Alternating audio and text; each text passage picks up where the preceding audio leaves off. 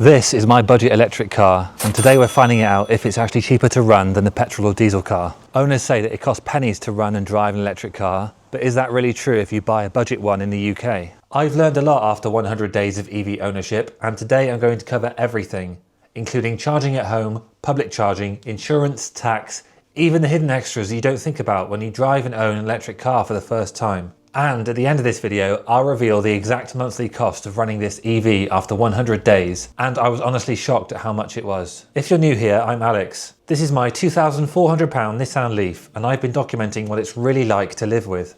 If you've been following along for a while now, you know I've done a couple of range tests in this car. One where I drove really efficiently to try and get 100 miles range out of the indicated range of 80 miles. And the other one where I drove on the motorways and in normal driving conditions to see what would happen if I run out of battery completely. Now, one thing I haven't shared yet is the actual day-to-day running costs of this car. But first, let's cover what I've had to buy to make life a little bit easier as a first-time EV owner and someone on a budget without a wallbox home charger as well. Now, these are the hidden extra costs that you might not expect when you first switch to an electric car. Now, the first item I've had to buy is this charging extension cable. Now, I know it's not the safest, but I made sure to buy an industrial one, which also has a sealed plug, just in case any water seeps in from my garage, which hopefully that won't happen. It never has happened so far. But as you can see, it doesn't quite reach my car before. I had to drive really close to the garage for the first few weeks of ownership, but this has been a lifesaver and it cost less than £30. Next is this tyre inflator, which I noticed one of the tyres has a slow puncture on. So this digital tyre pump is now permanently in the boot. I chose this one because it can be plugged into the 12-volt socket here, but it also can be plugged into the wall on a normal home socket. And you can not only pump up tyres with it, you can pump up your inflatables with the inflatable attachment here. Check out my camping video for that when I used it on there. Honestly, it's a must-have for any EV owner, and it's just good to have around the house really as well. Plus, it's compact in size as well. It's not like those big air compressors that you get. It cost me £56.99, and link in the description for all of these items as well, if you want to check them out. Now, the next item is essential because the UK uses a different type of plug, and it's this, which is a Type 1, Type 2 adapter, which means I can plug this into the Nissan Leaf, and I can use this in AC charging places across the UK with my Type 1 plug, which doesn't work in the UK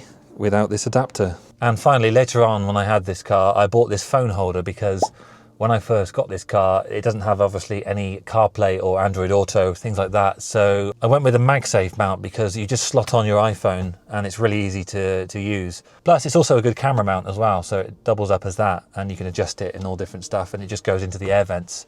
And it was really cheap at only £5.99 as well. So all of this together has come to £128.38 so far, but this is just the start. Let me show you how much it cost me to insure and legally drive it on the road in the UK. First of all, there's insurance. Now for me, I'm in my 30s and in the last few years, I've been traveling on and off a lot. So I haven't built up any no claims bonus. And I'm self-employed, so the insurance is a little bit higher than I'd like. But to reduce my insurance expenses, I pay yearly and avoid paying monthly because essentially a monthly payment is a loan that you're taking out and therefore you have to pay interest on. I consider that a bit of a scam really if you're paying monthly on your insurance. I also accurately try to work out the mileage that I'm going to do in the year.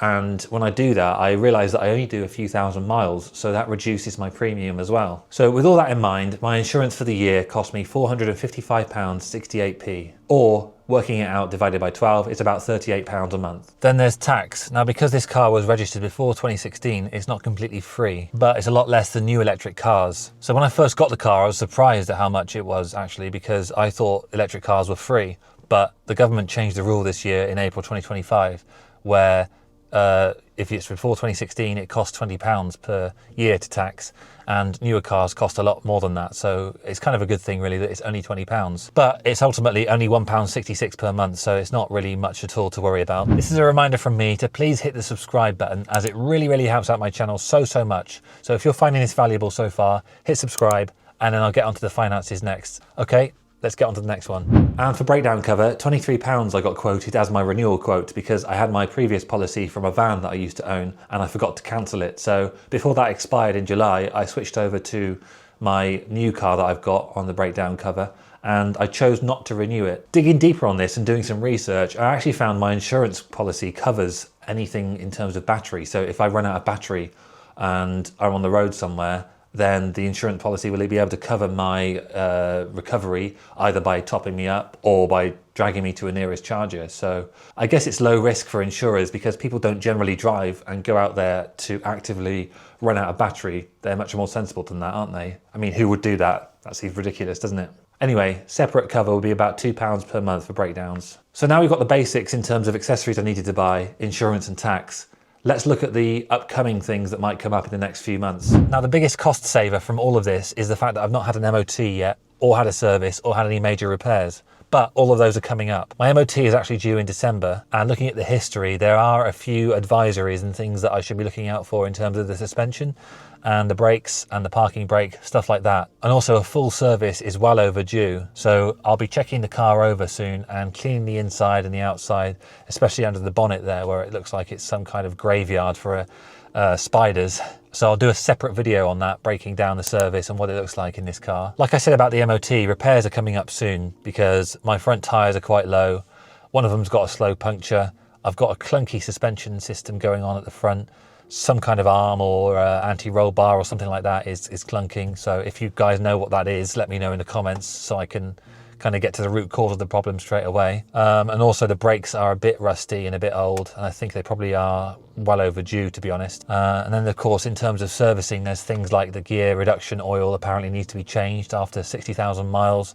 So there's lots more to do on this car. So far it's no big bills, which is reassuring, and Nissan Leafs are known for being quite reliable anyway, but I do ultimately know that I have bills coming up, which is why I needed to budget this, and why having a separate pot for car expenses that are upcoming is important to do, and having an emergency fund in general is important to do, and it's a good idea for these sorts of things that might come up. If you don't know, an emergency fund is 3 to 6 months of living expenses, so that's rent, mortgage, your bills and basic food that you need. So if anything were to happen, say if you were to have a redundancy on you and you lose your job, or if you have a boiler that breaks down or a car expenses that come up and something breaks on your car, then you'd have an emergency pot there ready to go and you wouldn't be strained in finances. It's something I really recommend doing, and it's got me out of trouble loads and loads of times in my life, and I'm hugely passionate about really taking responsibility with your money and taking control of your finances, because a lot of the world isn't at the moment. So let's get onto the actual costs of public and home charging and see how much I've actually spent over the last 100 days. And I'll be breaking down my personal cost per mile of running an electric car. Now, before I show you the home charging costs, let's look at the quick public charging costs that I've had to endure, because it gets quite interesting here. And the first time was when I actually bought the Leaf for the first time driving it home. And that cost me £9.16 running at a charger that was 72p per kilowatt hour. The second time I used a charger was when I did a range test to get the maximum mileage out of my car, and that cost me £9.67 at the beach. The longest trip I've done so far is when I went to visit a friend, and it was 87 miles there and the same back, obviously. So I had to top up on the way and on the way back. I left at 100% battery, and it took me 70 miles before I had to top up. First, I stopped at an Osprey charger, costing me £8.55. And then again at a GridServe service station charger, which cost me £11.54. So let's put it into perspective. Those 3 charging sessions added up cost me about £39 in total, and that was for just under 300 miles of driving. And doing all the maths, it works out about 20 pence per mile to drive and only charge using public chargers. So when I first got the car, I'll be honest, I thought charging would be just pennies and wouldn't even consider thinking about switching my electricity tariff. But that turned out to be a massive mistake, because the tariff you're on makes a huge difference as to how much you're going to pay for charging it at home. Most of the time, probably 90% of my charging is done at home using a normal 3-pin plug and this extension lead. I know it's not the best setup in terms of safety, but it's my short-term solution before I get a proper solution in the form of a home charger or something else. And I'm on a limited budget, and this is a budget electric car, so I'm trying to make it work for the short-medium term. To work out my costs, I set a few assumptions here. My Leaf has a 24 kilowatt hour battery with around about 22 kilowatt hours usable. And when I did 80 miles on a single charge, I worked out to be around 3.6 miles per kilowatt hour as my efficiency. And that's quite conservative considering I was driving on motorways and not really paying attention to driving efficiently. And on average, when I get home, I plug it in at around 50% and charge to 100% overnight. With charging losses on the 3-pin plug, that generally works out at around 13 or 14 kilowatt hours that I actually take from the wall in my electricity bill. And in terms of range, that overnight top-up gets me about 38 or 40 miles. And that's the figure I'll use to compare each tariff that I was on. When I first bought the car, I was on Octopus's flexible tariff, which changed basically when the price cap changed for my energy. So it cost me 25.94p per kilowatt hour, which means that the 14 kilowatt hour top up from 50 to 100% cost me about £3.63, which is not what I expected when I first bought my electric car, because that's close to petrol or diesel territory. But in June, I switched to Octopus Go, which gave me a cheap overnight rate off peak at 8.1 pence per kilowatt hour. So doing the same maths again, that cost me about £1.13 to charge, which is a massive improvement, obviously. I stayed on this tariff for 47 days before I switched to a new tariff. On the 22nd of July, I moved to Eon NextDrive, which offered me a 6.7 pence per kilowatt hour rate and for a longer time overnight. So doing the same maths again for the same top up, it cost me less than £1 at 94 pence. So that's what the maths looks like per charge, but let's zoom out and look at the whole charging picture for 100 days of ownership. Just a quick note before we move on, I've actually worked this out in two slightly different ways. First, I showed the cost of a single typical charge, assuming about 14 kilowatt hours pulled from the wall.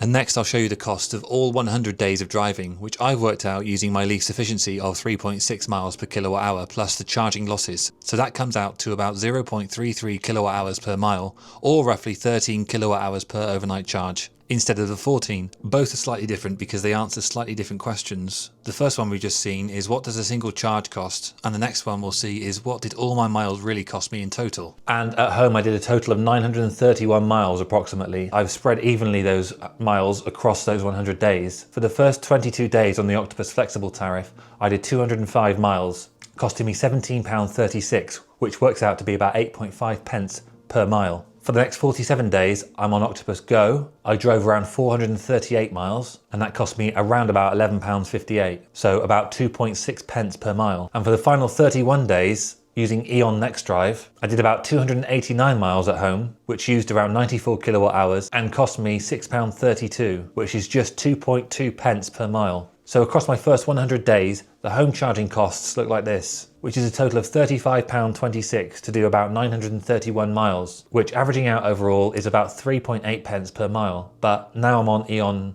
NextDrive, that will go down. But of course that's really conservative, and if I drove efficiently and used more an efficient range figure, let's say 4 miles per kilowatt hour, I'd be dropping probably below that 2 pence per mile. So if you get your home tariff wrong and you don't change your electricity supplier and get a more favourable rate when you first get an electric car, you could be paying the same as petrol or diesel, and don't make the same mistake that I did. So let's get onto the total costs for 100 days and work out how much it costs per month to run my budget electric car. Insurance cost me about £38 per month.